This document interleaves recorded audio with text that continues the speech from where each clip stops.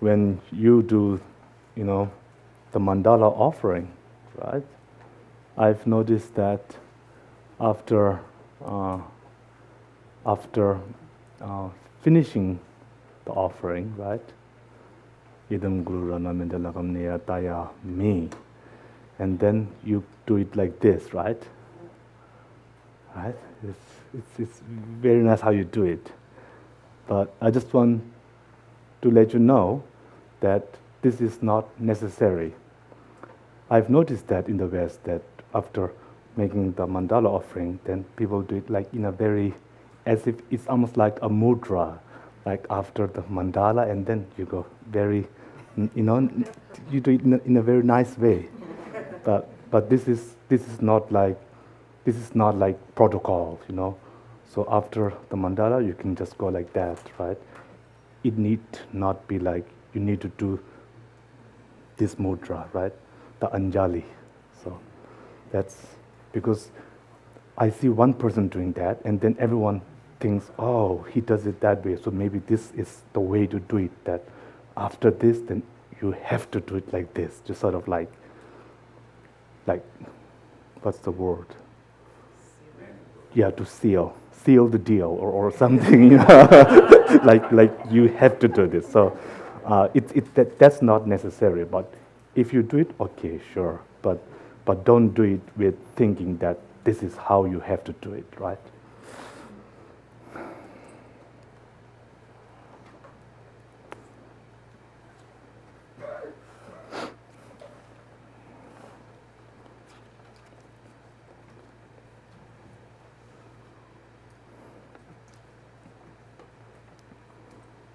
So with that, a very good morning.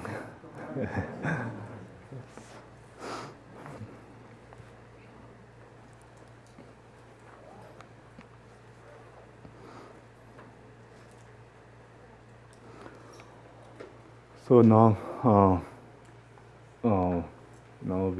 we have finished renunciation, bodhicitta, and then the first four perfections, right? The first four perfection. In the Sanskrit word, right? Paramita, paramita means something like to go beyond, right? Or to sort of like cross, to sort of like cross the ocean and then go to the other side. It has that meaning. But of course, the English translation we use is perfection, right? Perfection. But this might be like technical, but in a way, when we practice these practices, right? These like generosity, ethics, and then patience, like this. Of course, it's not perfect, right? It's not perfect yet, but this is the practice of perfecting our practice, right? So perfection, it has to be, it could mean either something that is perfected or something that is being perfected. So that depends on whether you are at the causal level or in the resultant stage, the path of learning or the path of no learning or no more learning.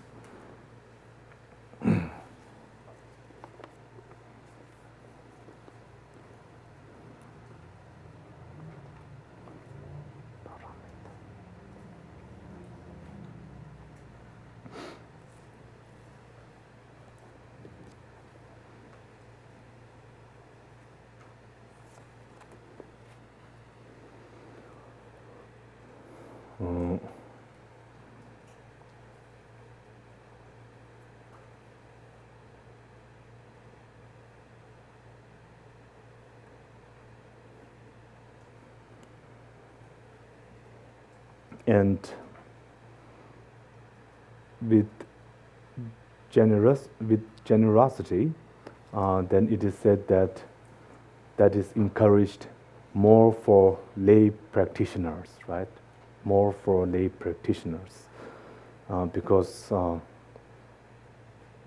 traditionally, then the monastics had very little possession, right? They had very little possession, so therefore it was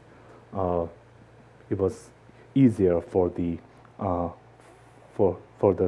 lay community to practice this.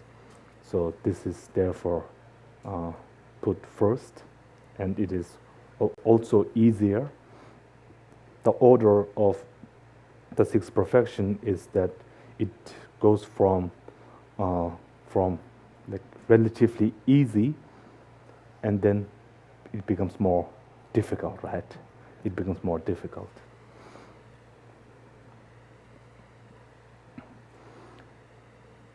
Jimba, Tsujim, Soba, Zundus. And then now today we will go with from the fifth single-pointed concentration.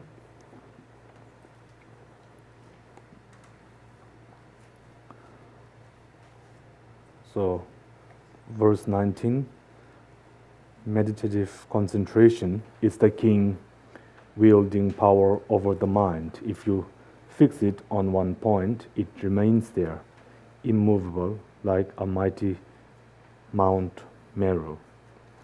If you apply it, it can engage fully with any virtuous object. It leads to the great exhilarating bliss of your body and mind being made serviceable. Knowing this, yogis who are proficient have devoted themselves continuously to single-pointed concentration, which overcomes the enemy of mental wandering. I, the yogi, have practiced just that. You who also seek liberation, please cultivate yourself in the same way.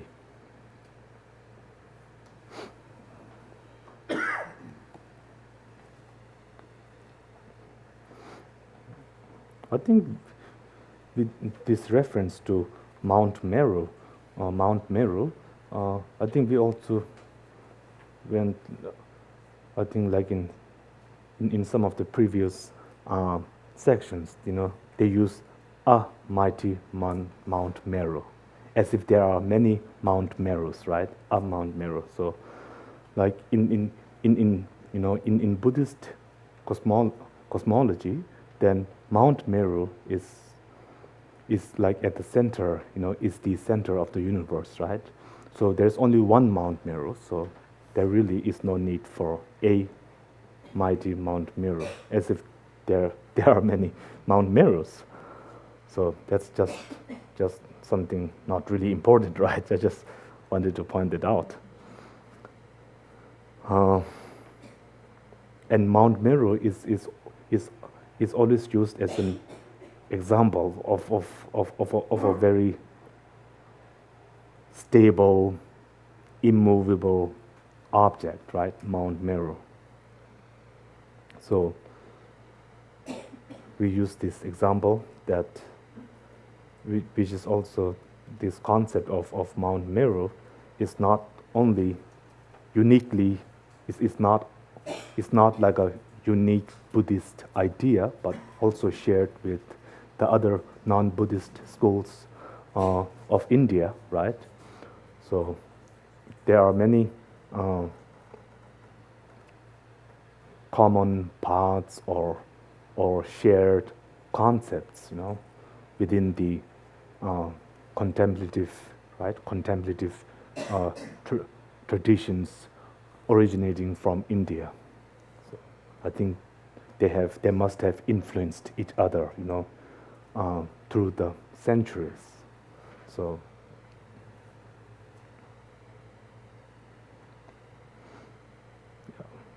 and then I think His Holiness, always explains, especially when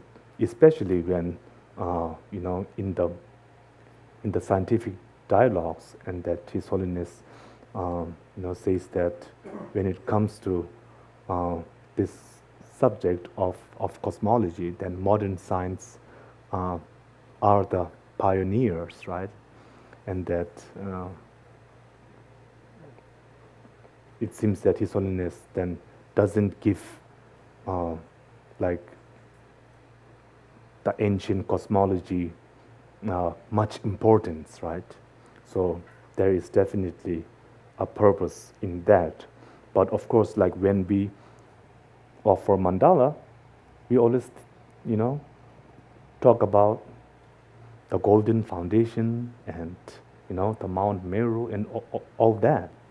So when it comes to our practices, then it's different, right?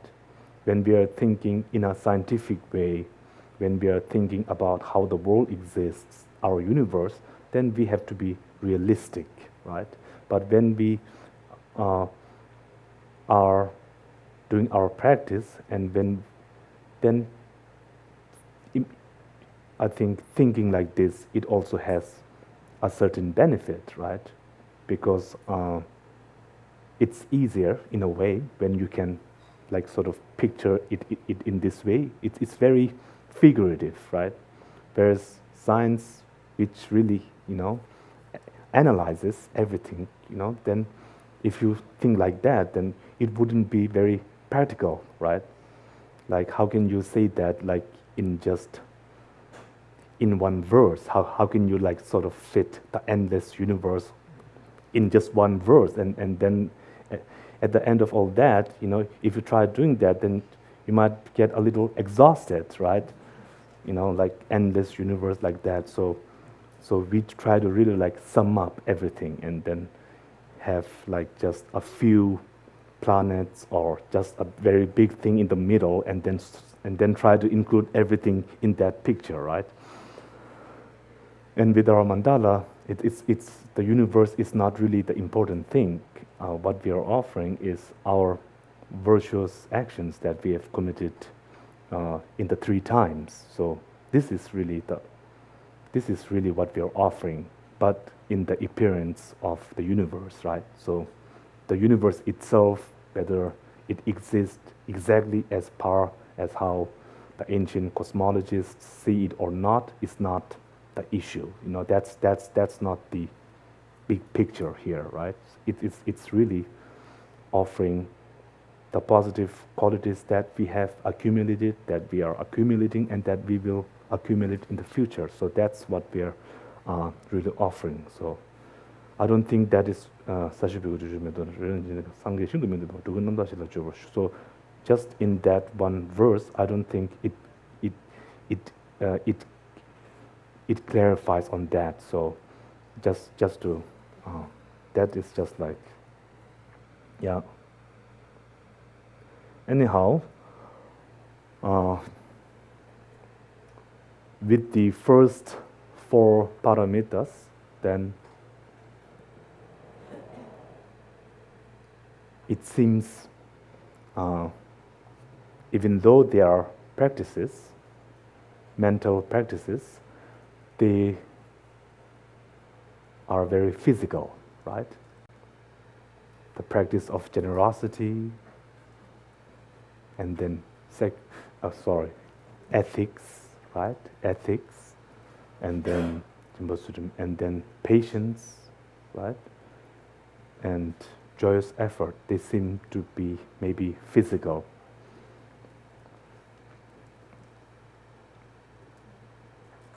Or in a direct relation with a fellow human being. So it sort of deals with the external world, something that's not, you're not sort of looking inwards, but more outwards, right? And then now starting with the 5th paramita, then that's when we sort of stop dealing with the external, with the external world, and then try to practice on a deeper level, right? Get our mind, get our mind, which is practicing to get that mind on a deeper level, and then sort of look inwards. Because if if we do not look inwards, if we are always constantly, looking outwards to put into our, to put to practice, to practice. If you always look outwards, if you always rely on the external world to practice or to develop, to develop our our practice and make efforts in following the examples of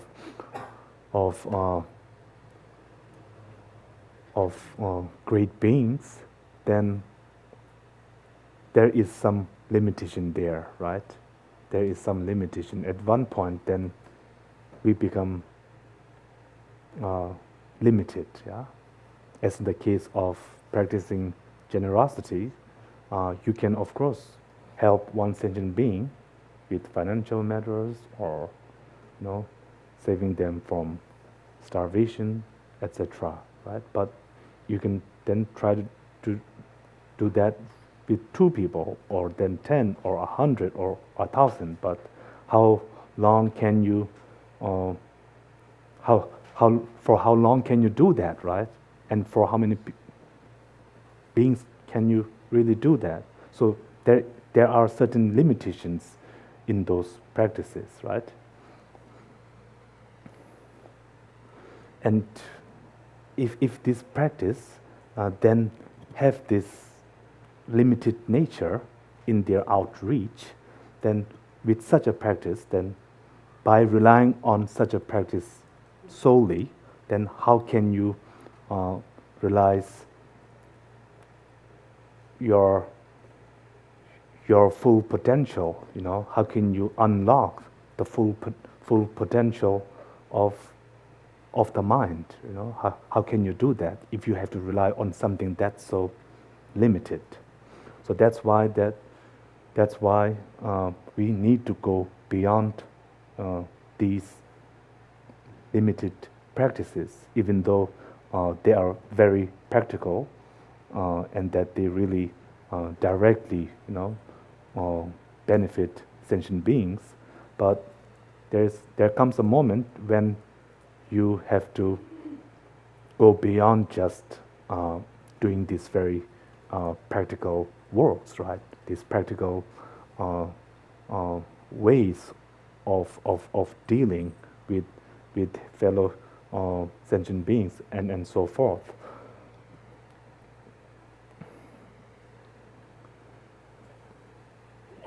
So that's why we have to look inwards. That's why we have to use our mind. Ultimately, we have to use our mind to practice the path to enlightenment. With just the mind, which is something we already have. If you use it to sort of look inwards, or if you use it to direct towards the wisdom aspect, to place your mind on the wisdom aspect, and of course the method aspect, just doing that is not sufficient, right? Again, our mind also has certain capabilities as well as certain limitation in its current form, right? So that's why then it's important that we develop meditative concentration,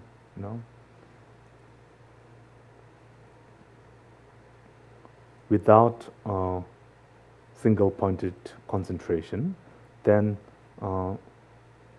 as we said before, then we wouldn't even be able to free ourselves from the clinging onto the five sensual pleasures, right? To the 5 sensual pleasures. So even for that, one needs to develop concentration. One needs to develop concentration. Because it takes time to overcome these natural, instinctive emotions, right? It takes time because for eons and eons, and since beginningless time, we have been used, right? We have been exposed to this, and it's part of our mind stream. So, if you want to sort of flush that out of your system, if you want to flush that out of your mind stream, it takes lots of effort, right? Lots of effort. And if your efforts, when you make that effort, if you're constantly getting distracted, then there's no way that effort will be fruitful, right? Those distractions will distract you from making effort, and then you have to again, then you sort of lose that, I guess, like the intensity of your effort.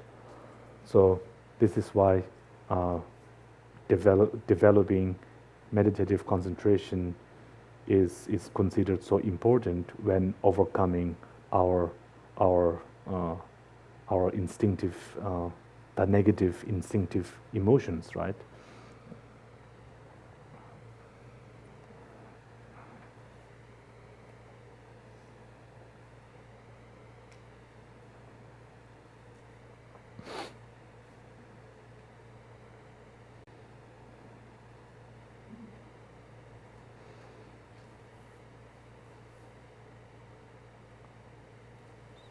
So,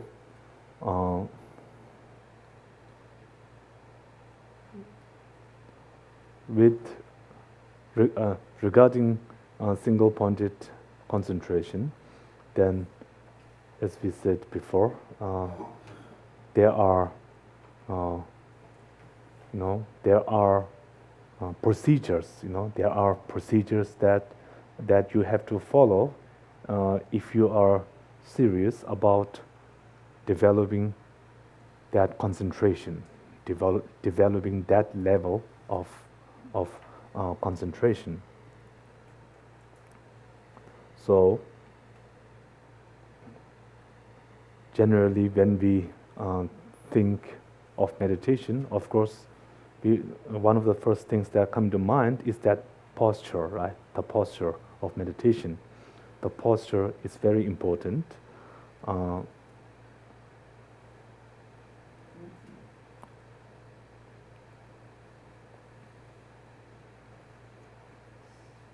There are exceptions regarding posture. I think there is that story of this, I think Arya, I think who used to sleep who used to meditate while lying down, right? While lying down, right?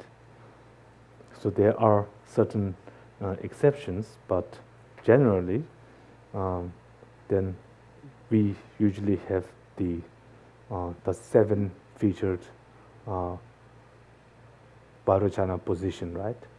The 7-featured posture of Vairocana. So that, I think, later you can then look in the Lamrim and see for yourself. But then again, it's not necessary that you have to follow exactly each and everything, right? Because you have to,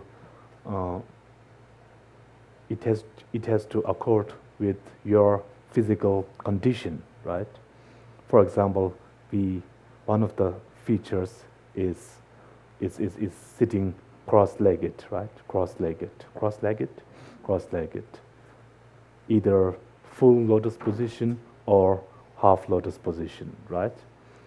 And I think if you're not used to sitting cross-legged, like from a very young age, if you adopt that in a later stage, then I think it's difficult, right? That you get, it's painful, right? It's painful, yeah. And then if it is painful, then how would that help develop single-pointed concentration? Maybe single-pointed concentration on pain, right? But on other things, I think that might be difficult, right? So it's important that that you sit in a posture that is comfortable, that feels like being that feels like conducive to developing shamatha, right? That that feels like it can help you, that you can actually develop shamatha in that posture. So whatever posture that works for you, that is important. But if you don't have really issues sitting cross-legged, if it is possible for you without any pain, then it's better you do it. Otherwise, that's like a form of, I think, laziness, right? You just want to have it like all easy, then that is like laziness. And then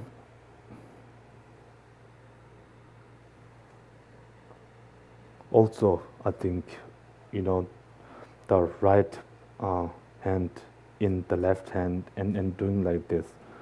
I remember one Lama saying that, when you are like this, then it actually, I think, this is with the wind channel, that through that, the wind goes like this, and sort of, you connect that, right? So I think there are also,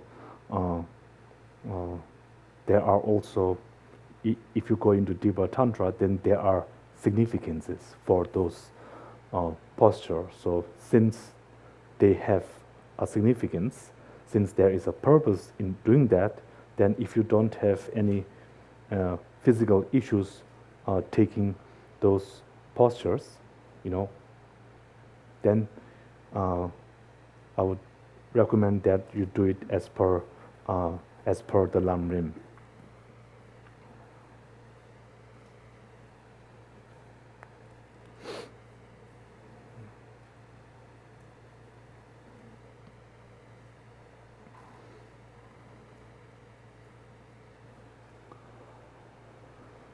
So, being in a conducive place, and then having few wants, contentment, and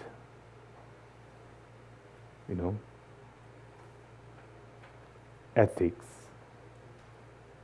keeping a high standard of ethics, and then trying not to have like thoughts such as desires. So these are some of the preliminaries, in order to practice single-pointed concentration. When we say ethics, at the minimum, refraining from the 10 non-virtuous actions, right? Refraining from the 10 non-virtuous actions. So this is the minimum, and there is no compromise there, right?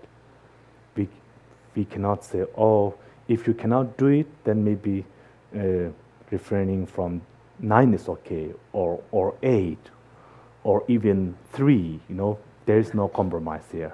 So at the minimum, it is refraining from the 10 non-virtuous actions.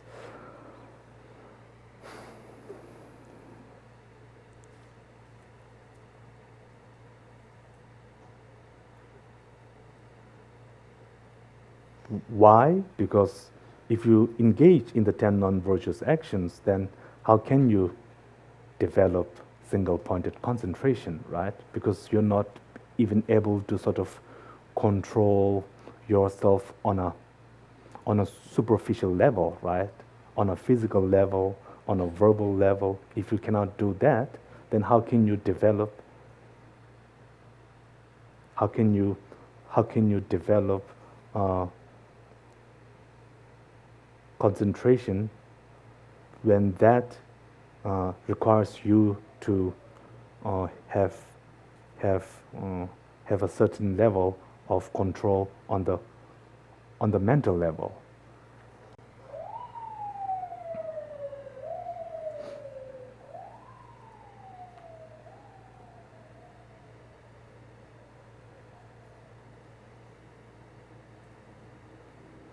as the the Kadamba masters would say that when you're with friends, or when you're in the company of others, then be mindful of your speech. When you're alone, be mindful of your mind, right? Similar thus. I think the word is not exactly mindful, but I think it's more closer to look, right?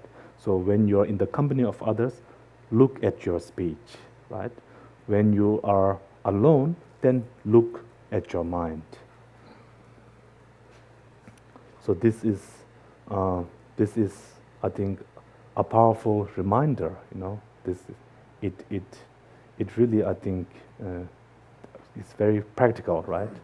Because when we are in the company of others, and then we talk and talk and talk, we talk so much, right? And then we lose, sight, we lose sight, and then we really have no idea where we're going with our verbal action, right? We really have no idea where we are heading for, right? It's like we have this expression in Tibetan, right? Like it's like shooting in the 10 directions, It's like shooting everywhere, So like if you have like a bow and arrow and then like shoot everywhere, like shooting all over, right? But without any sort of targets, right? So without any real purpose. And then when we are alone, then it's like we become a little bored. So what we do is that then we sort of try to stimulate our mind with all kinds of thoughts, right? With all kinds of thoughts. So when we are alone, then to look at your mind.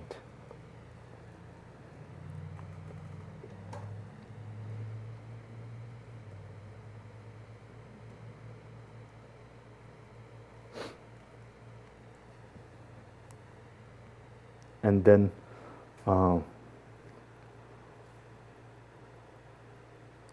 one of the ways to develop single point of concentration, and then it is explained in the in Maitriya's distinguishing between the extremes and the middle way, that it talks of the 5 pitfalls and the 8 antidotes, or the 8 adjustments.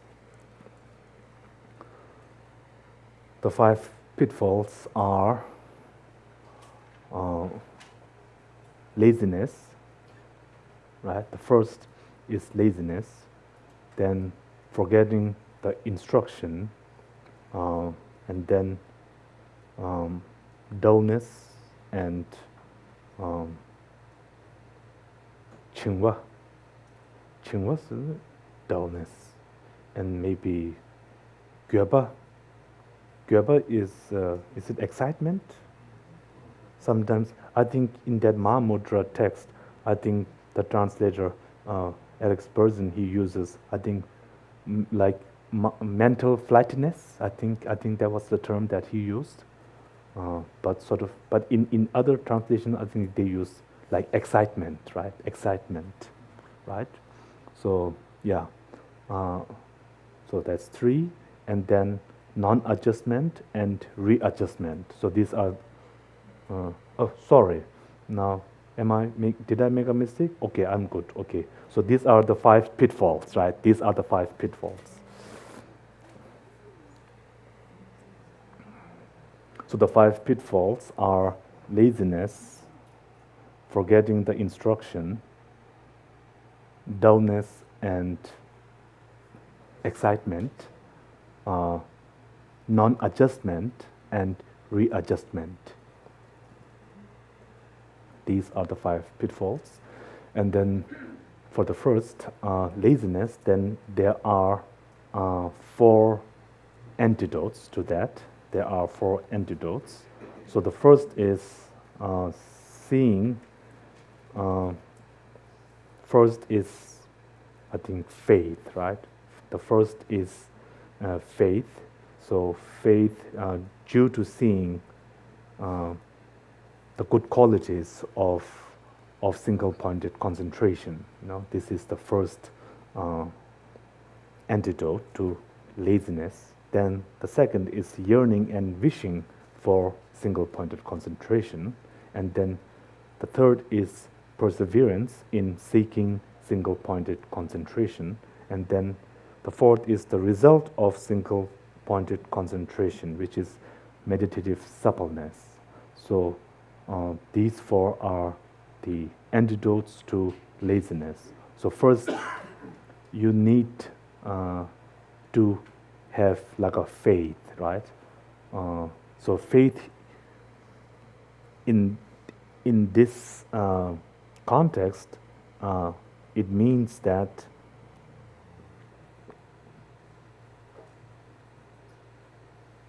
when you see the good qualities of single-pointed concentration, the very just seeing the good qualities of single-pointed concentration is considered virtuous, right? That is virtuous. Just merely seeing the good qualities of single-pointed concentration is virtuous. So this is the faith, that is considered a faith, because your mind becomes pleasant, faith, there are three types of faith, right? So first we say in Tibetan, Tangwe Teba. So Tangwe Teba is like Tangwe Teba, maybe. Like when you see your guru or when you think of the qualities of the Buddha, then your mind becomes something like conducive to the Dharma, right? Right? So that's like the first type of faith, right? Tangwe Teba. And then there is Yishiki Teba, which is more like believing, which is more like a believing faith, right? So this would be like believing in the Four Noble Truths, or yes, something like that. So believing that everything is impermanent, right? Believing in the validity of the Four Noble Truths and so forth. Believing in emptiness. So that would be the second type of faith, like more like it's more about believing, right? It has that form that's stronger. And then the third is Nyönдөgi Teba, which is a form of faith which yearns and wishes, for the object. So, as in the case of taking refuge in the resultant refuge, in the resultant Buddha, then that is the third type of faith. So where you have so much faith that you want to take on that quality, right? So these are like three forms of faith, and it seems that at first it's just that you get a pleasant appearance, and it sort of suits you, makes your mind conducive, right? And then gradually you understand something, and then you believe something, right? And then you believe in it, right? You accept it. And then with the third, then it becomes so powerful to the point that not only does it seem, does it soothes your mind or calms your mind, it has a positive effect on your mind, and not only do you believe in its validity, or not only do you accept it, but now you want it, right? Now you wish to also have the same quality. So then this is the third type of faith. So faith due to seeing the good qualities of single-pointed concentration, it could mean, I think, either one, right? Either the first or the second, right? Either the first or the second. Maybe it's more closer. Maybe it's more close to the second type, right? Because you see something and you understand something, so you believe in that. So faith due to seeing the good qualities of single-pointed concentration. Yeah. So this faith, I think, is the middle faith, right? It's the middle faith. Because I think the first type of faith, if I'm not wrong, it usually has to do with your spiritual guru, with the guru, with the Buddha. So it's more with a person. We don't use it in the context of like understanding an object. So I think this is the second type. This falls in the category of the second type of faith. So this is more like believing. And then the second one is yearning and wishing for single-pointed concentration. So this is more like the third type of faith, right? The third type of faith. And then perseverance in seeking that, right? So once you believe and once you want to take on that quality, then you have to obviously make an effort in achieving that. So perseverance in seeking single-pointed concentration, and then the result of seeking single-pointed concentration, which is meditative suppleness.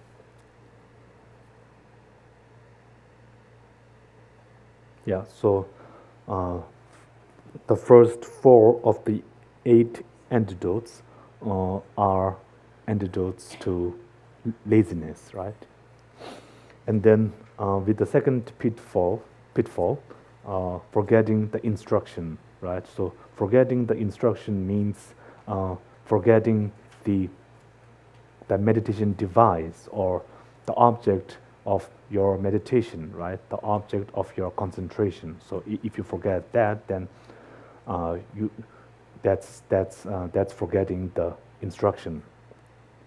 So what is the antidote for that? Obviously, it's memory. So memory,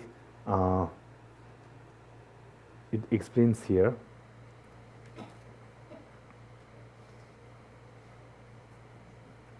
Memory, something that functions so as not to allow the mind to forget a thing with which it has been made familiar, right? This is like defining memory.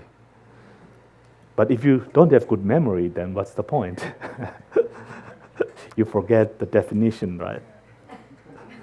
Like me, so I have to read that once more. So what is memory? Something that functions so as not to allow the mind to forget a thing with which it has been made familiar, right?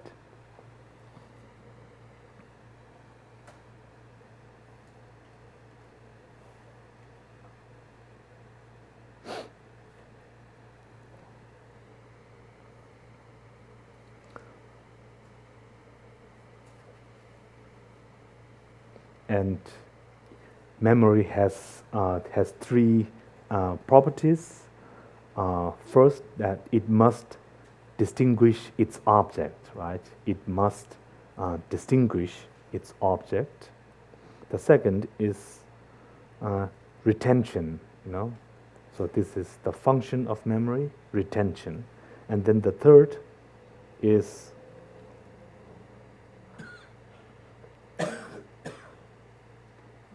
the third property is function it performs. The third property of memory is the function it performs.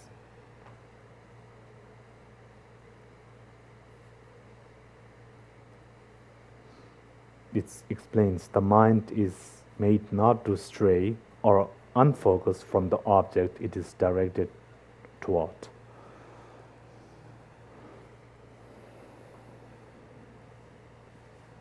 And then there is the third pitfall, excitement and dullness. Oh yes, dullness. Excitement and dullness. But I said it the other way around, right? Dullness and excitement. But in Tibetan, first is dullness, right? Jinggu. So first dullness, then we say excitement. But here in the English version, it says excitement and dullness.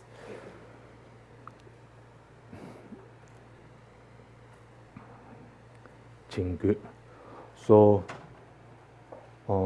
these two pitfalls, but of course counted as one in the context of the 5 pitfalls.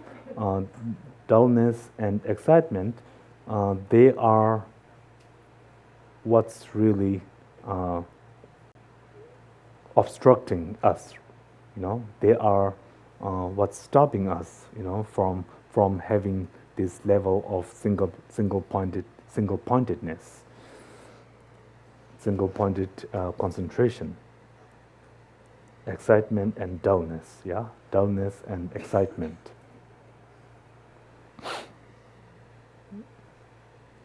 Excitement means it's a form of distraction. It's a form of distraction towards the external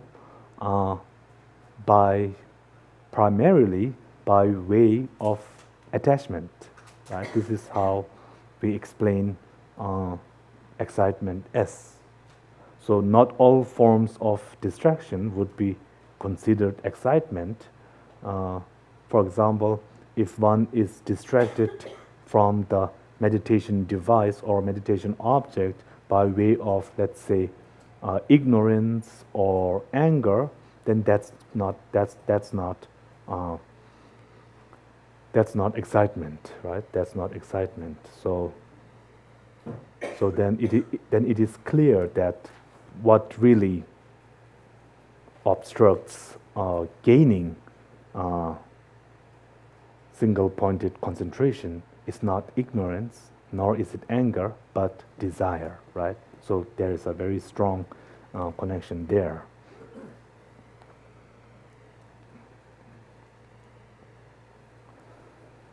And then dullness, there's subtle dullness and coarse dullness, right?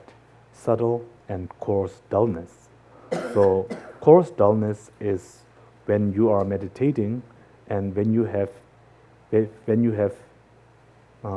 stability, but if the image is not clear, right, then that is coarse dullness, right? So you have because this is still at the conceptual level, so the image is clear but unsteady, right? Unsteady. So you're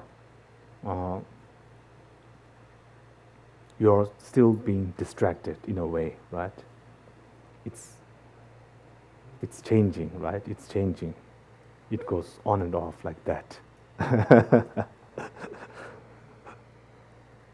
So this is coarse dullness, and then subtle dullness is when in meditation, when you have steadiness, right, stability, and the image is clear, right, but the retention of that image is lacking, right, then that we say is subtle dullness, right?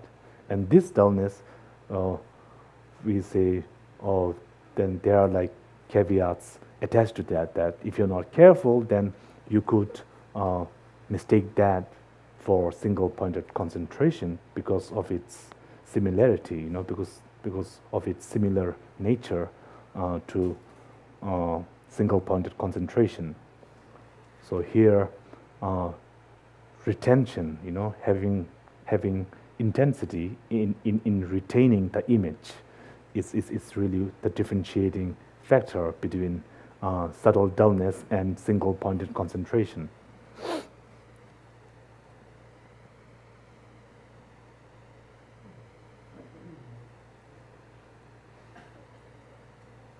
And I think if you look at you know, at that drawing, you know, of single-pointed concentration in the context of the 9 levels of concentration, then I think dullness and excitement, they come in, I think, more like level 3, something like that, you know.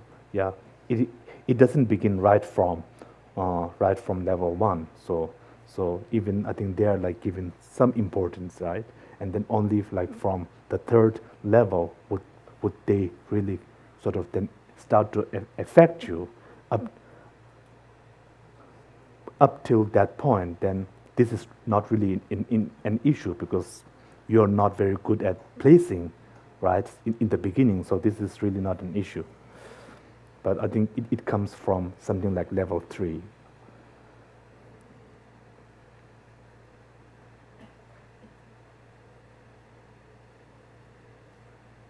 But I'm not so sure, but whether it's level 2 or 3 or 4, but it doesn't begin right away, you know. Definitely it's not signified in the painting from the 1st level, but in one of, I think, in one of either the 2nd, 3rd, or 4th. Yeah.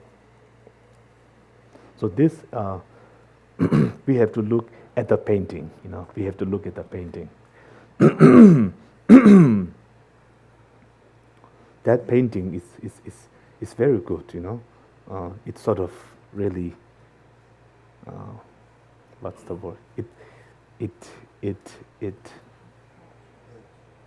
illustrates. Yes, thank you. It illustrates and like summarizes, you know. It summarizes the 9 levels. Of course, illustratively, or in pictures, right?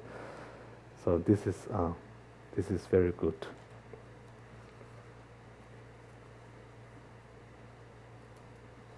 And then the 4th pitfall, non-adjustment, right? Non-adjustment. So when you get excited or dull, and if you do nothing about it, then that is a pitfall. So non-adjustment is considered a pitfall. And then the 5th pitfall is readjustment. So when you're not being swayed by either dullness or excitement, then if you do something at that time, you know, introspection or something like that during that time, then that becomes a pitfall. So readjustment then becomes a pitfall, or when you're not being swayed by either dullness or excitement.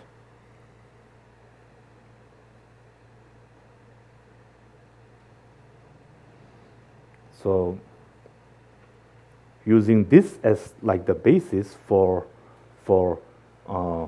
to work on our concentration, to develop single-pointed concentration, shamatha, then we go through the 9 levels of single-pointed concentration, right? The 9 levels, and they are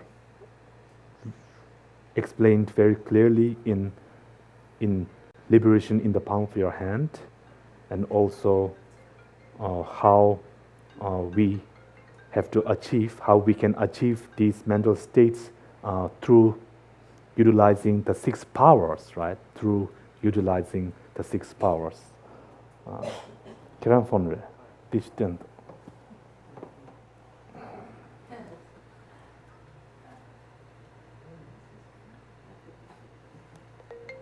Oops.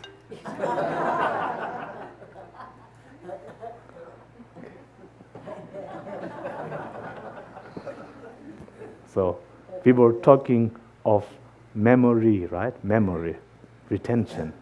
So even if you know how to put your phone into silent mode, but if you forget, you know, then what can you do, right? Yeah. So memory is very important. Huh? We may know something, but if you forget, forgetting the instruction, then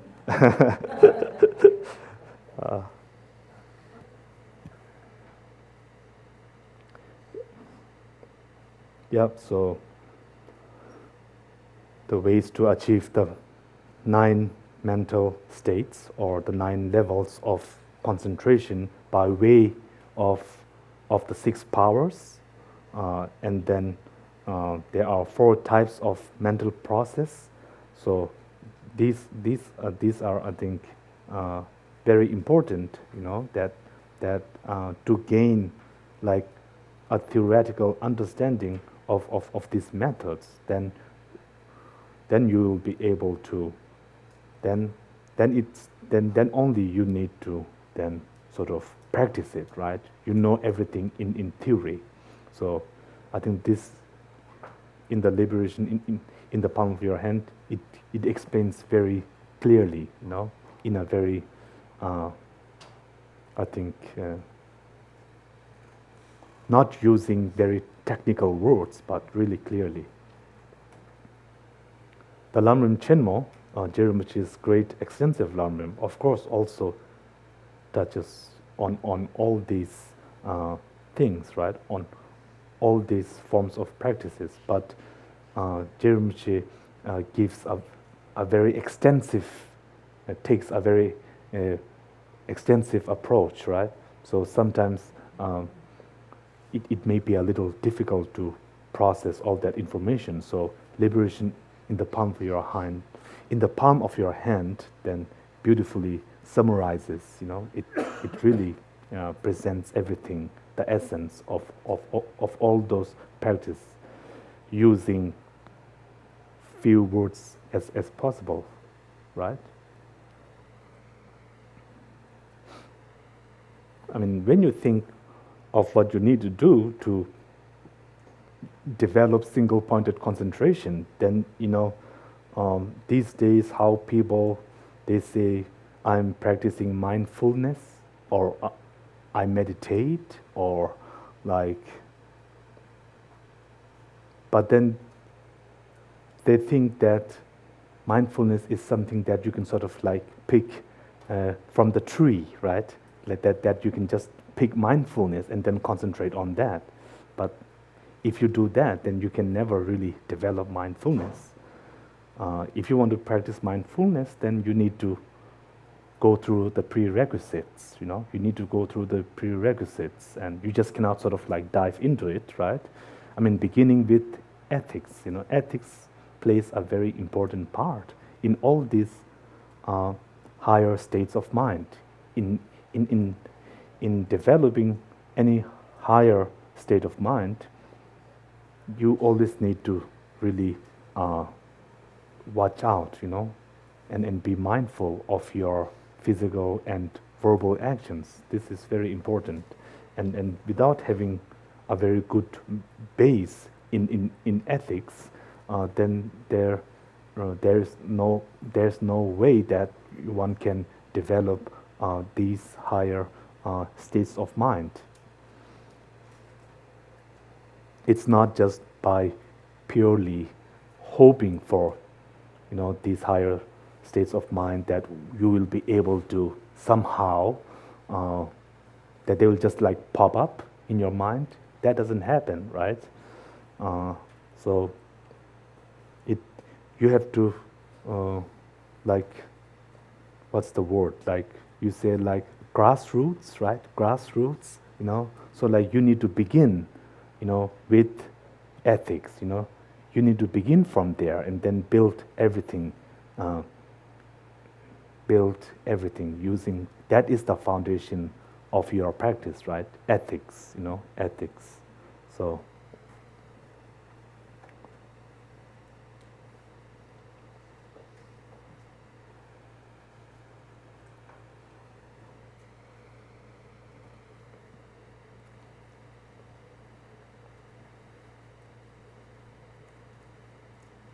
okay, so maybe now this is enough of meditative concentration, and Number 20. Profound wisdom is the eye with which to behold profound emptiness and the path by which to uproot fundamental ignorance, the source of cyclic existence. It is the treasure of genius,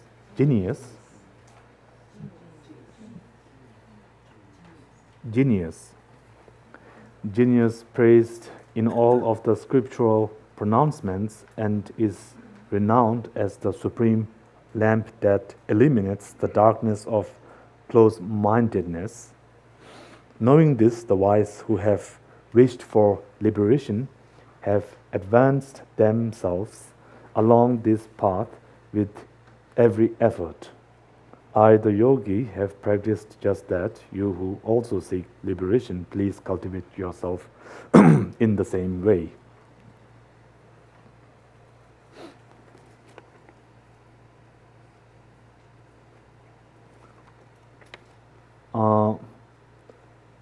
Those of you who have not attended Dhamma Mudra sessions a few days before, can you raise your hands? Okay.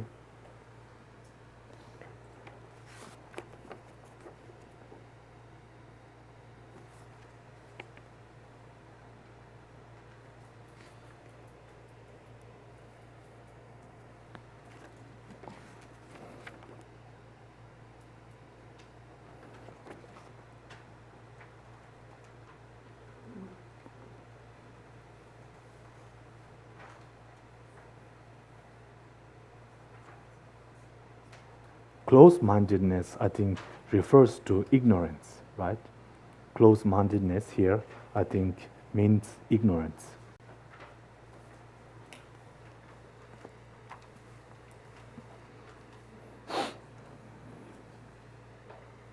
Maybe I will look at the Tibetan text just.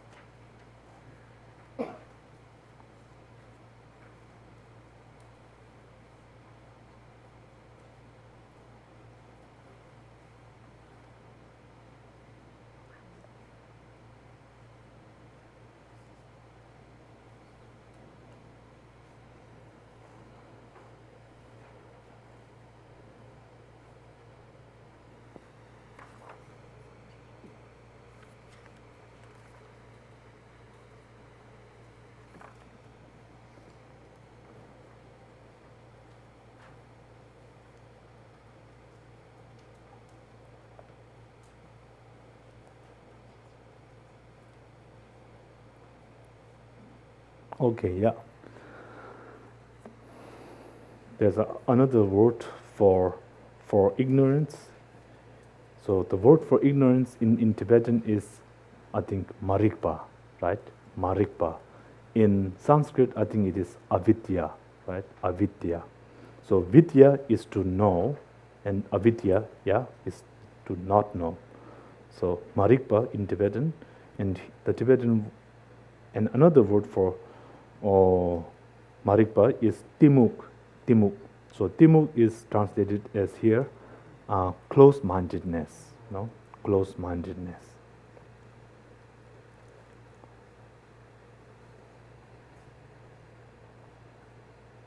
Timuk. This word, even though we frequently use it, timuk, but I have no idea what the word really means. You know what ti means or what muk means, right? Timuk. But close-mindedness, I'm not so sure. Close-mindedness, if the word really has that meaning. But maybe some other time. Okay, So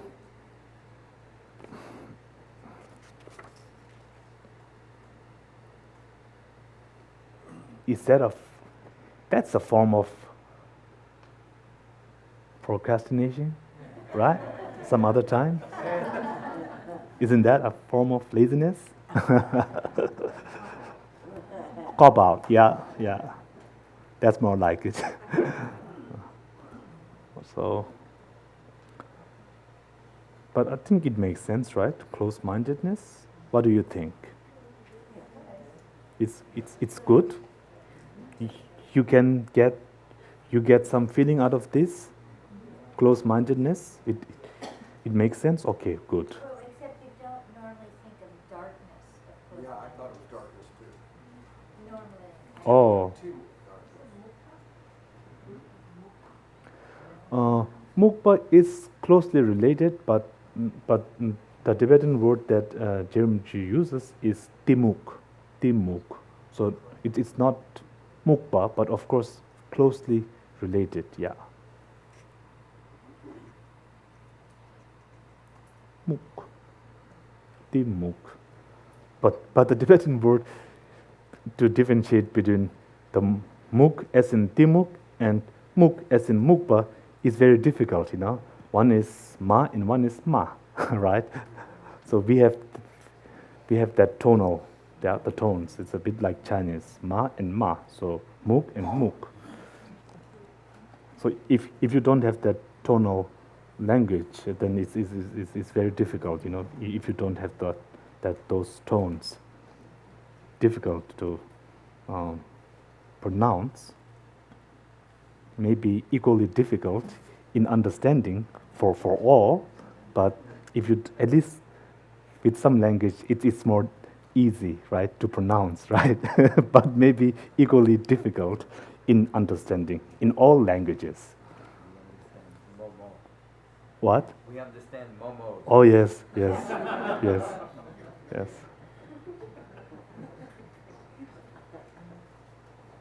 The good things in life.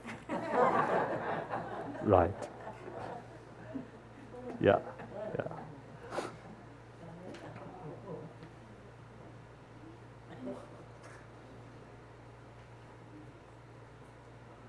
So, I think since most of you have been here before with the Mahamudra, then I don't think I have much to add. But then there are, since there are some who have come just for this session, then maybe I can, what's the word? Recap? Yeah.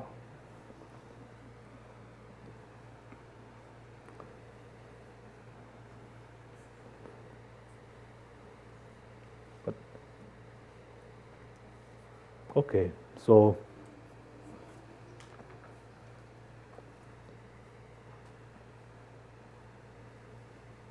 here, now let me look. Profound wisdom.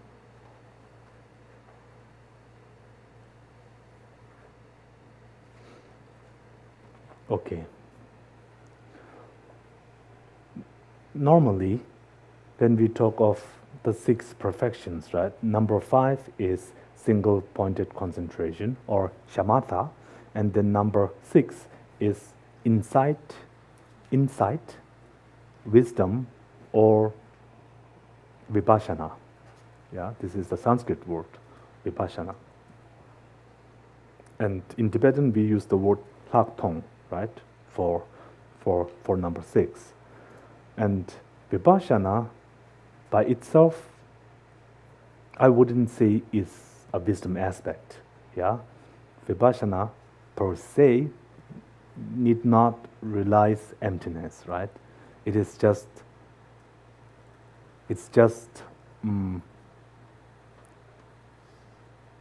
it has certain functions, that are superior to shamatha itself. It's considered superior to shamatha. It's considered superior than shamatha, than just shamatha. Therefore, we use the word tong. Lakpa has a connotation of like being superior or something like that, right? And the way in which vipassana is more superior is that with just shamatha, now I have to stress, with just shamatha, right? Because shamatha can also be in union with vipassana. So with just shamatha, then when you are able to single-pointedly concentrate on a subject, and by way of single-pointedly concentrating, if that is able to bring this pliancy, right? This pliancy, then that is considered shamatha.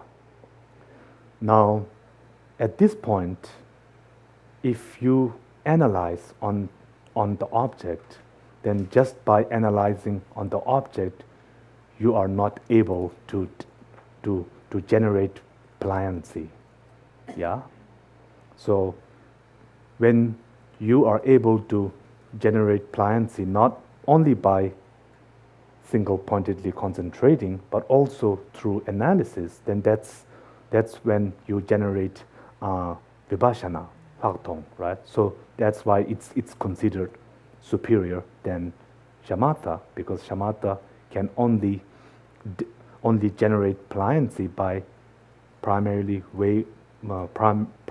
by way of single-pointedly concentrating, whereas vipassana is able to do more than that, right? So also by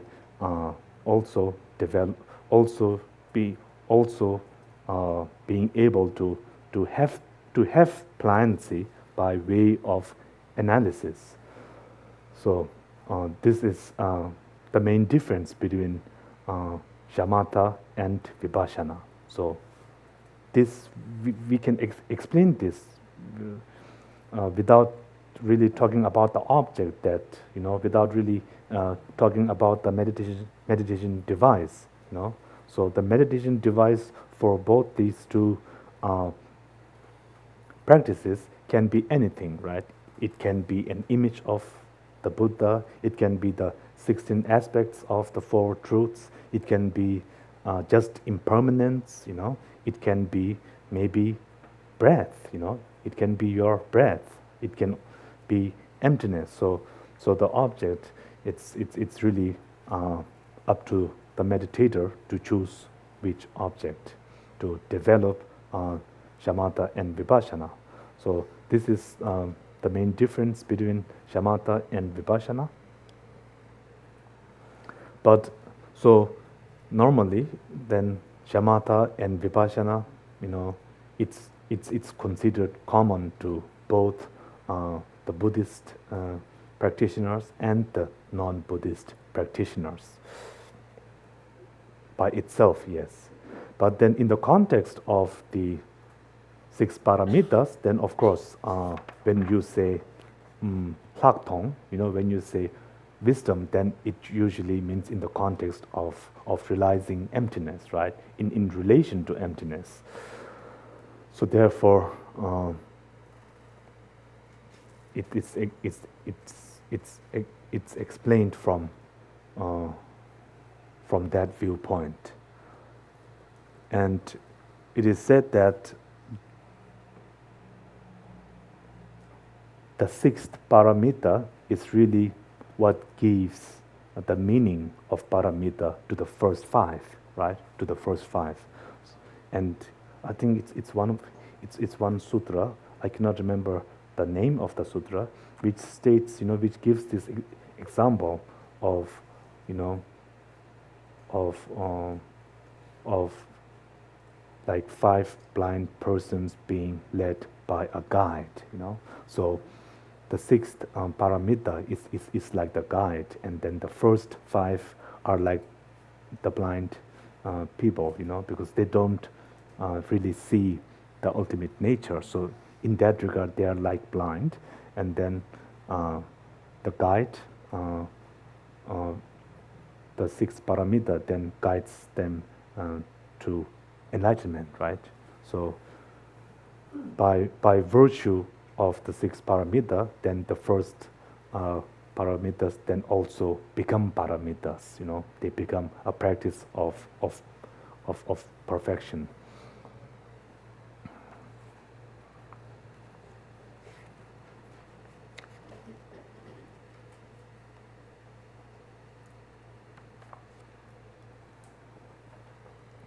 So, in essence, then when you practice this paramita, the sixth paramita, then you meditate on, you try to place your mind on emptiness. You try to generate, you try to generate this way of seeing, this perception.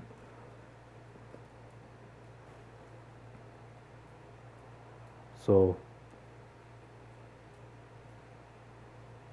generally, when we see things, we see, of course, through the five senses, and we just see what's in front of us, right?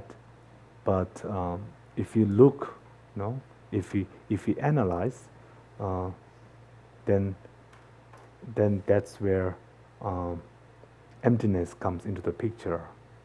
If you don't want to analyze, if you are completely, satisfied with what you're seeing, then there really is no need for analysis, right? Then emptiness is irrelevant, Emptiness is irrelevant, and there's no need to even talk about that subject. If you are happy with what you have, if you're happy with what you see, and if you're satisfied, then there's no need to really sort of pursue emptiness or pursue liberation in that matter, for that matter.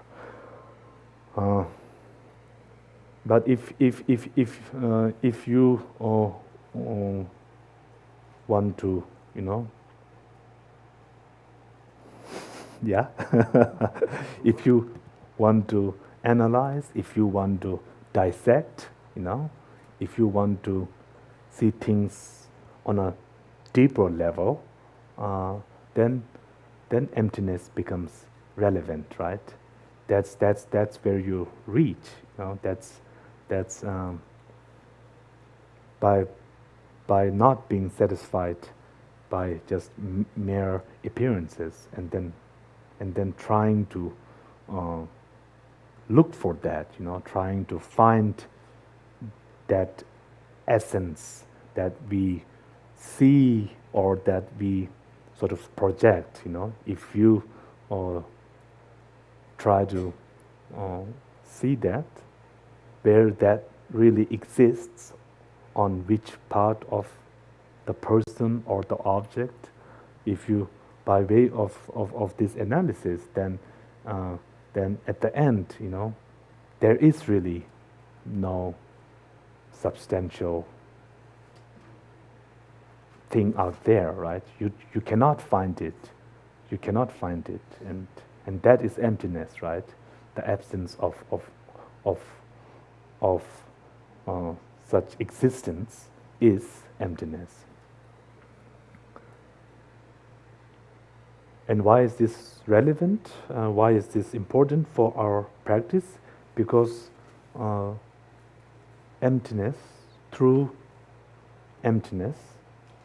this seeing that somehow all objects are inherently empty, that they lack an essential quality, only through seeing that you will be able to overcome, desire, anger, and ignorance, right? Only because of that, then emptiness is considered important. If you're not thinking of overcoming anger, desire, and of course ignorance, then there really is no need for emptiness, right? Then you're okay, you're just okay the way you are or where you are at. You don't need to sort of improve on that, right? You don't need to sort of like look, really search for something. That's fine, you know. You have got what you got, that's fine. But if you're not satisfied by just these conventional things, you know, then emptiness is useful in that way only, right? Only if you are not satisfied with how things appear to you.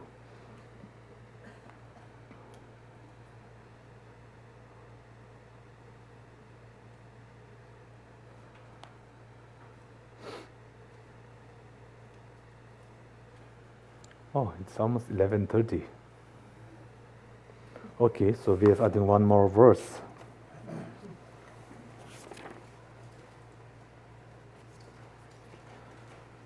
Uh, 21. In a state of merely single-pointed meditative concentration, you do not have the insight that gives you the ability to cut the root of cyclic existence. Moreover, devoid of a path of calm abiding, wisdom by itself cannot turn back the delusions, no matter how much you analyze them. Therefore, on the horse of unwavering calm abiding, masters have mounted the discriminating wisdom that is totally decisive about how things exist, or the wisdom penetrating the depths of the ultimate mode of being. Then, with the sharp weapon of middle path reasoning, devoid of extremes, they have used wide-ranging discriminating wisdom to analyze properly and destroy all underlying support for their cognitions aimed at grasping for extremes. In this way, they have expanded their intelligence, that is, realize emptiness. I, the yogi, have practiced just that. You who also seek liberation, please cultivate yourself in the same way. So just having, you know, merely having single-pointed concentration is not enough. And likewise, just having a proper understanding of understanding is not enough, right? They both need to support each other, right? They both need to complement each other. They both need to aid, you know, come in each other's aid, so to speak, you know, to really complete, you know, to really complete your practice, to really sort of like penetrate, you know, ignorance, to really sever ignorance, you know, to sever all delusions from the very roots, right? So for that, then you need to bring in these two aspects of your mind, right? The single-pointedness of your mind, and then the analytical aspect of your mind, and then really develop both those two aspects, and then bring them, you know, together in uprooting suffering from its roots. So this is, I think, the teaching here. Yeah. So I think like this.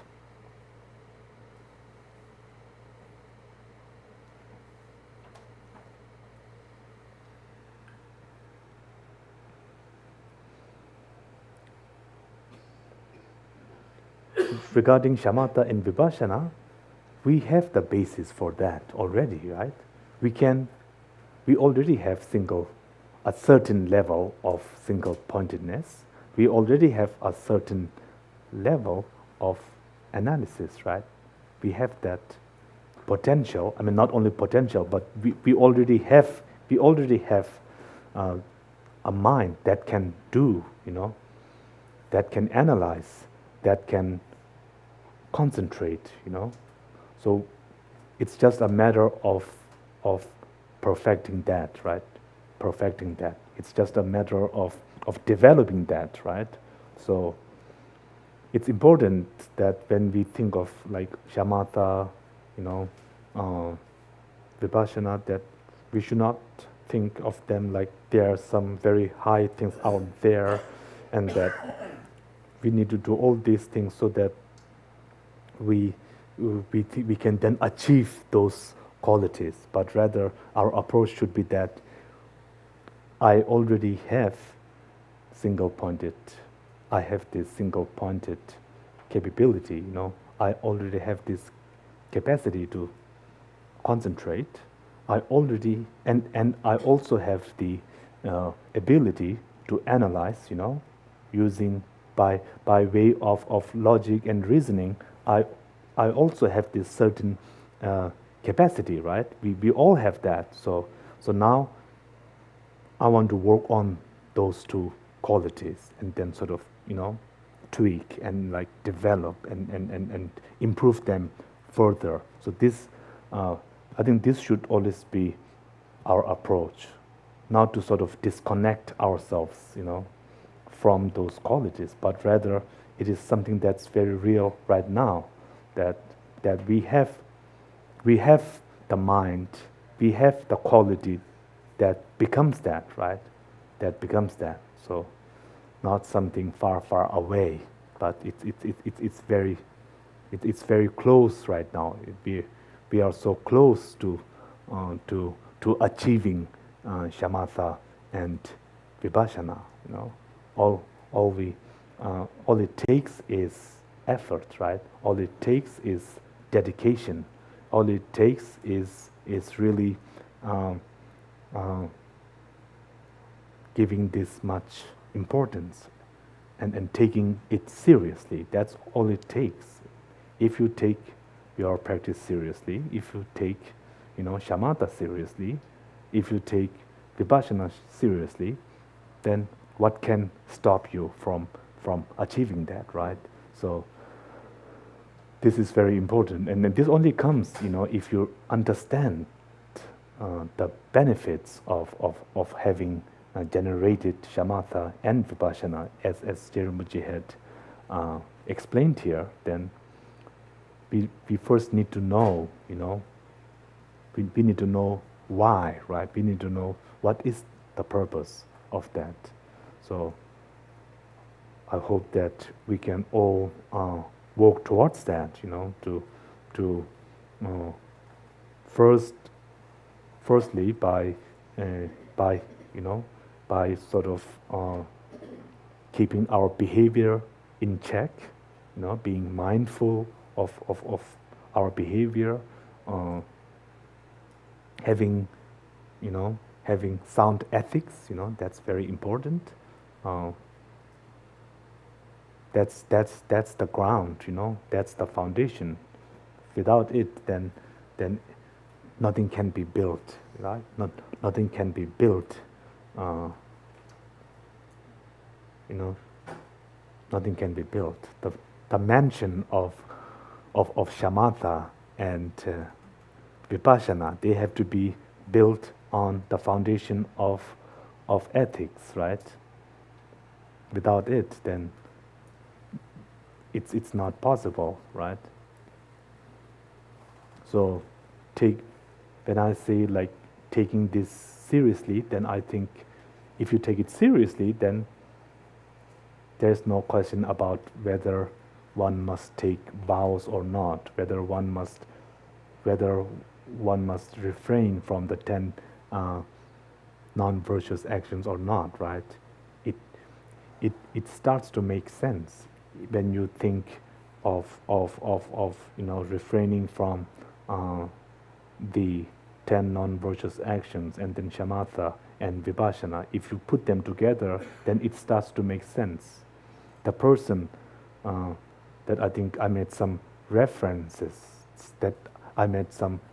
to a few days before, he also told me one other time that what is the point of being a monk? What is the point of being a celibate? Celibate, right? What is the point of doing that? And then he said something. I let him, do the talking, and I was just listening, and he was talking, and then like he said something very nice, What he said was that if you are not thinking, if you do not pursue liberation, then why even be a celibate? Why even take vows? So this, I think, is really important. When we think of taking vows, it needs to be taken with the wish to renunciate, right? With renunciation. So without renunciation, then there really is no point in like being so sort of like being very disciplined, especially like in the case of celibacy, right? Of being a celibate. Oh, now this is me.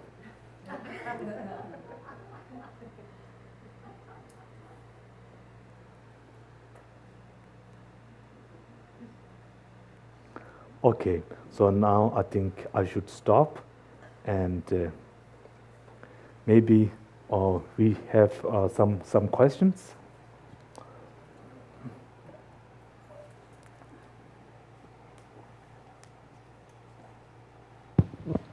You mentioned the three types of bodhicitta, like the shepherd, the king, and those things. What? You mentioned generating the three types of bodhicitta, like the shepherd. Did I mention that? Earlier this week. Oh. Is it all right if I ask something? Oh, please, earlier this week? Please, you can. And my question was just, can you practice all three together? What? Can you practice all three together? All three levels? Oh, this is very good. So, we talk of the three ways of generating bodhicitta, right? But I think we say that all bodhicitta are shendun dumbe kunilna chanchu dumba da sungde ngina shengi tuntu. That they are all bodhicittas, conventional, of course, conventional bodhicittas are the king-like bodhicitta, right? They are all king-like. Is that right? One of the three is called king-like, the king-like bodhicitta. So the other two, they are not considered like a bodhicitta. They are not considered bodhicittas. Strictly speaking, they are not considered bodhicittas. Because when we say king-like bodhicitta, we say, the king leads from the front, right? So first, you achieve enlightenment, and then you help others achieve enlightenment, right? This is the example, right? This is like the analogy of being king-like, of why king is used, right? So we say all bodhicittas are king-like bodhicittas because first,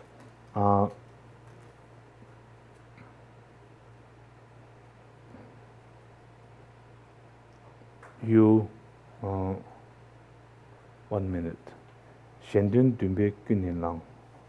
Randun khaza changjuk dumba tang song dance.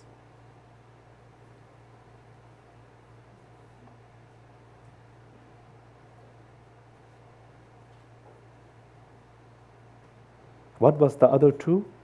The shepherd. Oh yeah, chuzita visemge.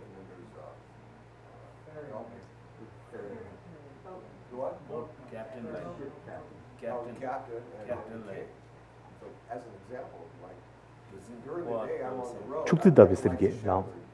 So during the day I'm on the road, I'm kind of like the shepherd. 축지다 비sem게. 냠바다 비sem게. 개부다 비sem게. Yes. So please. I'm on the road during the day I'm like the shepherd, but at night I'm doing my sadhanas, I'm like the king. You follow me? Oh yes. Yes. And also with the monks, I'm kind of like the captain.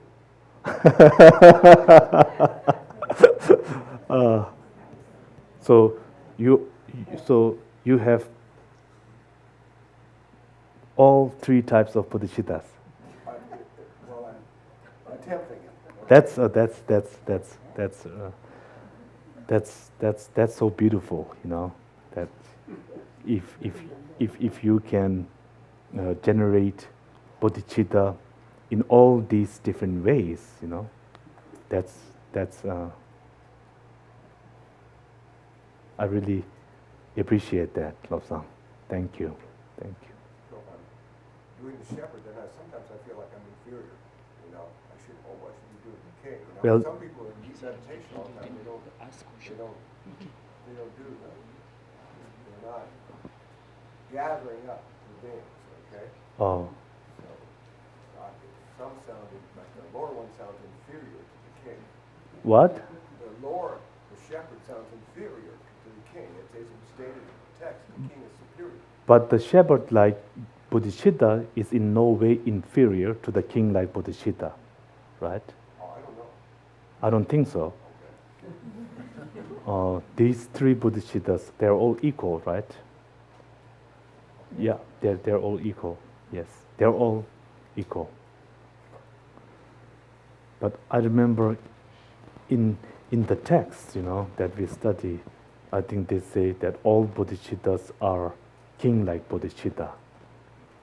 They are all king-like bodhicitta. Then these other two are merely called bodhicitta because I think it has to do with some past stories, how some bodhisattva had like that kind of wish, you know, that they had a wish like, may I attain enlightenment together with all sentient beings simultaneously, you know. So then that is called the captain like excuse me, ferryman, the ferryman like bodhicitta, because the ferryman, you know, when he crosses the ocean, I mean he crosses the lake, you know, together with everyone, you know, with everyone on board together. So when you have that wish, you know, then that is called ferryman like bodhicitta. Chukzita visemge. So the shepherd like bodhicitta, because I think the shepherd, you know, he's like sort of like pushing, you know, the flock, right? And there, the flock is in front, and he's at the back, right? Is that okay? The sheep, the flock of sheep, is that right? Is that the term? Okay, and then the shepherd is sort of like you know, pushing, and usually I think they have a whip or something, you know, like a little stick, in just like, right?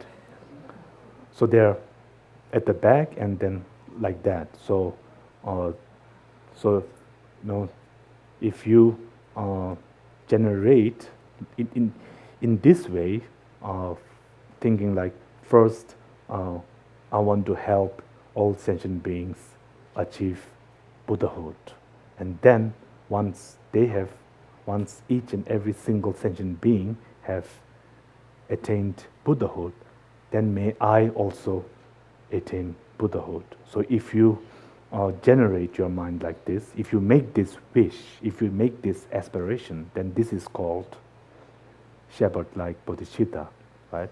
And then the king-like bodhicitta is defined like, for the sake of all sentient beings, I want to attain enlightenment. So this is the real bodhicitta, because all bodhicittas, you know, they have to be first preceded by what's course number 6. What was the name? Altruism. They're different terms. Special intention. So special intention is, I want to help all sentient beings. I want to help them be free from suffering. So therefore, I want to, you know, therefore you're wishing for enlightenment, right? So this is king-like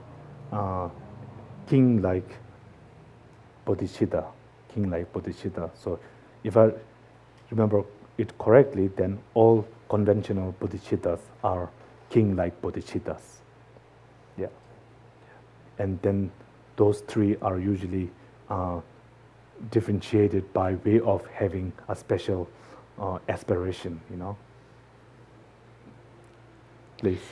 Thank you, Geshe-la. Rinpoche.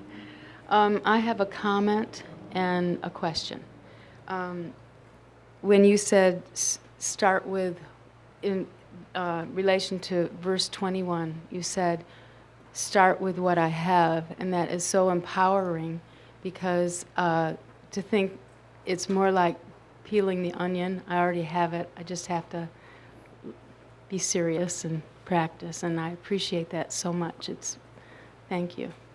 My question is, you said when we're working with shamatha or vipassana, it doesn't matter the object. Any object we can work with, like the Buddha or our breath or the Four Noble Truths or whatever.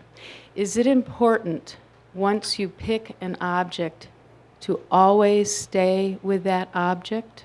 Or can you change, or is there, can you talk about that? I think in a session, it's better to always use just one object, in one session. But you don't always need to go back to the same object for all sessions. I don't think that's necessary. But for one session, I think it's better that you just work on one object. Thank you.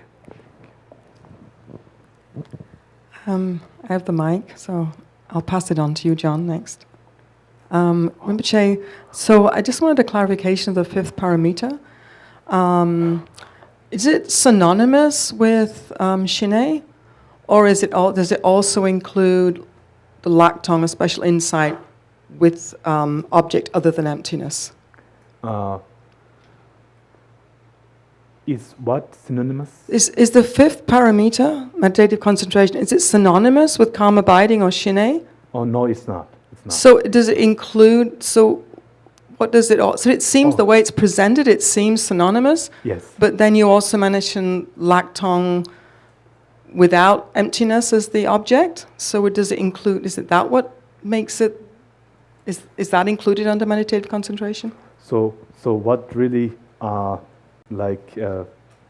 ultimately, I don't know, what really defines the fifth paramita is a shamatha that is enhanced by bodhicitta. Yeah. So a shamatha practice, any shamatha practice, if it is aided by spontaneous bodhicitta, then this is the fifth paramita. This is the fifth paramita. So this is then they are synonymous. So a shamatha that is enhanced by spontaneous bodhicitta is synonymous with the fifth paramita. And then your next part? No, I was just speculating. Oh, because I thought there's got to be more than, it can't just be synonymous, although it appears. Oh, right. I was speculating it was maybe the Laktong you mentioned where emptiness is not the object. Oh, yes. So generally, just Laktong or Vipassana then need not be using emptiness as the object, right? So it can be any object, but yes. So likewise, similarly, then for the sixth paramita, then again, Vipassana, a Vipassana practice, I mean, that it has to be Vipassana, something, it has to be Vipassana. So a Vipassana that is enhanced or supported by spontaneous bodhicitta is the sixth paramita. Yeah, it's the sixth paramita. Okay, thank you. Oh, yes.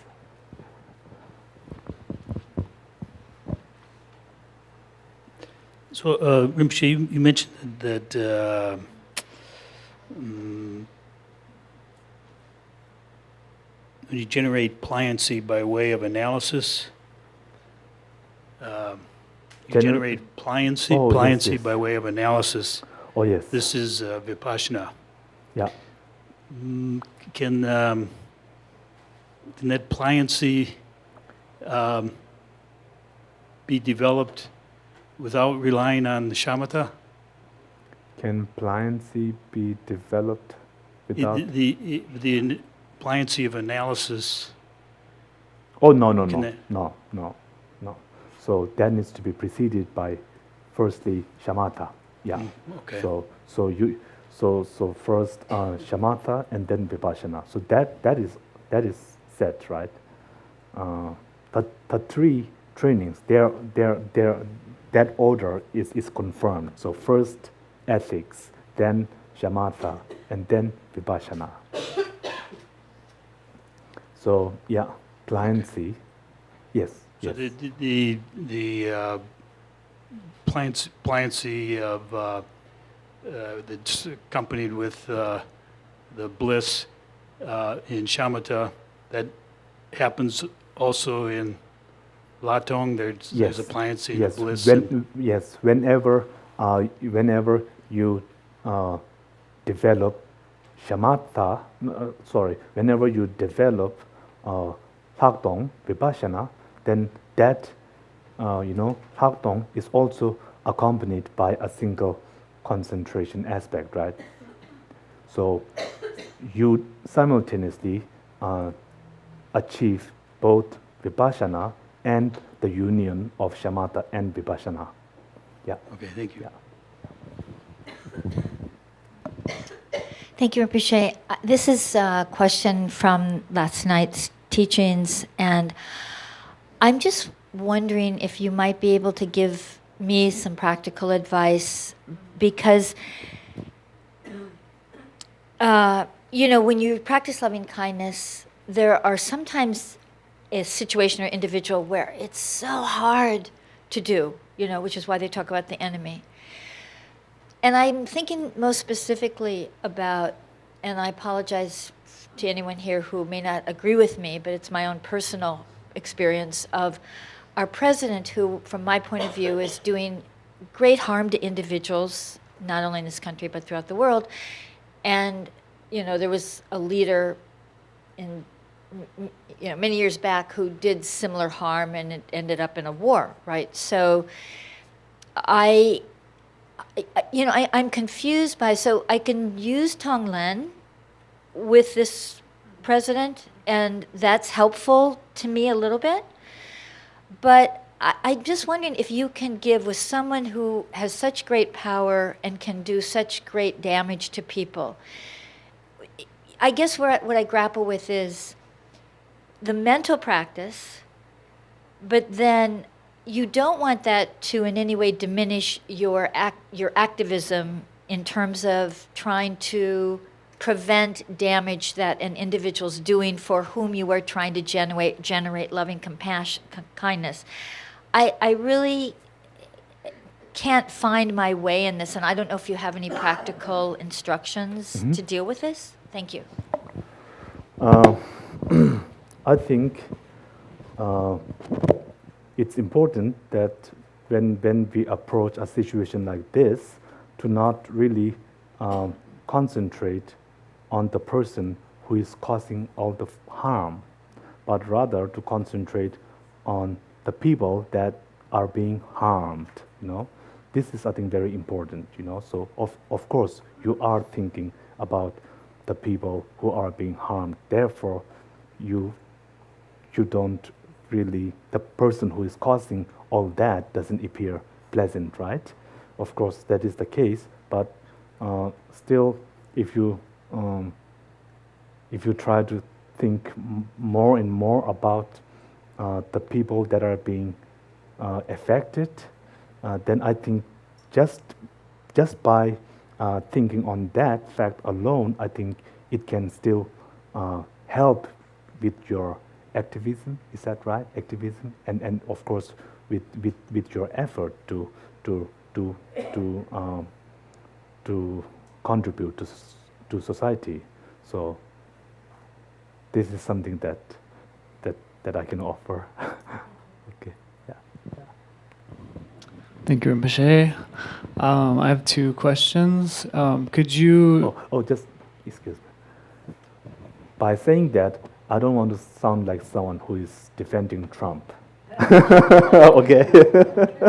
but I'm like, trying to stay faithful, to these books, which is quite a challenge, when when such a person that you see and you hear and that's like, you know, always in the news. The moment you turn on the news, he's there, right? Whether you like it or not, you know, he pops up, and it's really a challenge, right? But really, I mean, the good thing that comes, that arises in you, that you have, is not because of that one guy, but because of all the harm that he's doing, and and because of all the people that is being affected by his speech, by his actions. So really, your strength comes from the people who are being affected negatively. So this is where I think we should concentrate and gather our strength. Yeah? Okay, thank you. Thank you. Could you elaborate on what pliancy means, or maybe define pliancy? And then also, is renunciation absolutely essential to develop shamatha? Or what level of renunciation is that perfectly correlated with what level of shamatha you attain? Yeah, pliancy. Pliancy, I think, you know, when you try to just rest your mind and concentrate on just one object, when you do that, then naturally, then you feel some physical pain here or there, or there are some mental distractions, you know, which is, you know, both these factors are involved, right? And they disturb, they distract and they disturb the single pointedness, right? So this is something that affects everyone when beginning, when studying meditation. So pliancy means to be free from that, right? To be free from those distractions, as well as like the aftertaste, you know, like you know, all those pains, right? That when we are trying to meditate, there are on a physical level, there something happens, right, where it disturbs our mind, and also on a mental level, there is something similar also, right? So to be free from those obstacles, you know, to free from those obstacles. So if you're free from that, then that is pliancy, right? And then is renunciation a prerequisite for shamatha, right? Is it necessary for shamatha? That was your second question? Yeah, and what level of renunciation? You have partial renunciation, no partial shamatha. Okay. That's a very good question.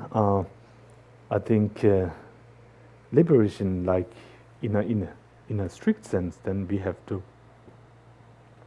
It's the spontaneous wish to be free from samsara, right? To be free from suffering. This is how we define liberation, right?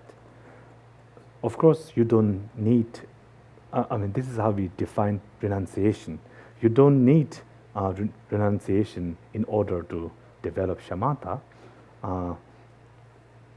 As it was mentioned, that shamatha is common to both Buddhist and non-Buddhist contemplative traditions. Nevertheless, still, regarding the next part, then a certain level of renunciation is required, you know, a certain level. So even for developing shamatha, then I think, you know, when the non-Buddhist schools, when they develop shamatha, then primarily it is to free themselves from the five sensual pleasures, right? To free themselves from the five sensual pleasures. Then renouncing the five sensual pleasures, right? So even I think a certain degree of renunciation is required in order to generate true shamatha. So with that, I think we will stop here now. Thank you.